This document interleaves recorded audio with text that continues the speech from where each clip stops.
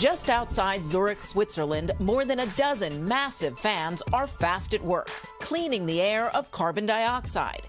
It is the leading edge of what could become the largest industry aimed at saving the planet. What's behind me is a drop in the bucket. This plant removes about 900 tons of CO2 per year. To put it in perspective, globally we emit 40 billion tons.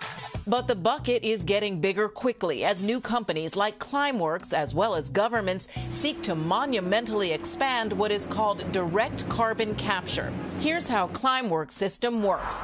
It's a box with a huge fan on one end and a filter inside that only attracts carbon dioxide.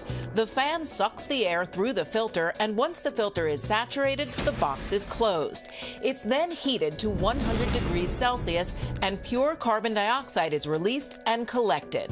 Climeworks is one of just a few companies doing carbon capture. It installed the Zurich system in 2017 and by 2020 had raised $100 million from the likes of Microsoft, Audi, Shopify, and Stripe. It's now building a much larger plant in Iceland. By 2050, it has to become a $1 trillion market. And I think those are the kinds of investors that they see that there's a long-term return in this.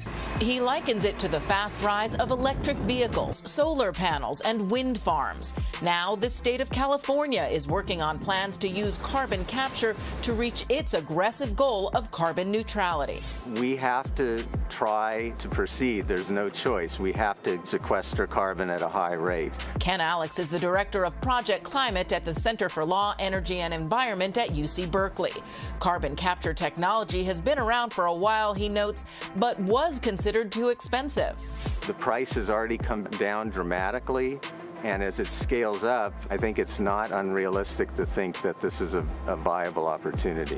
Alex says the world needs about 50,000 carbon capture plants by 2050, which would cost about $10 trillion.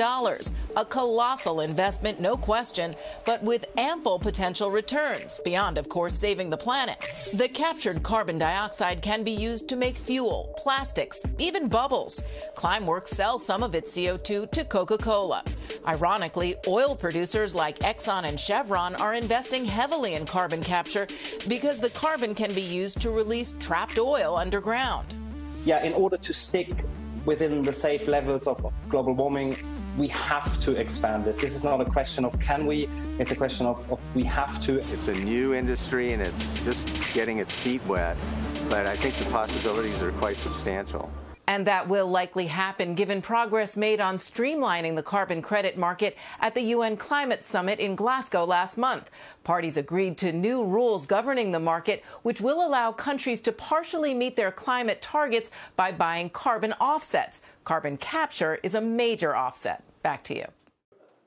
Shepard Smith here. Thanks for watching CNBC on YouTube.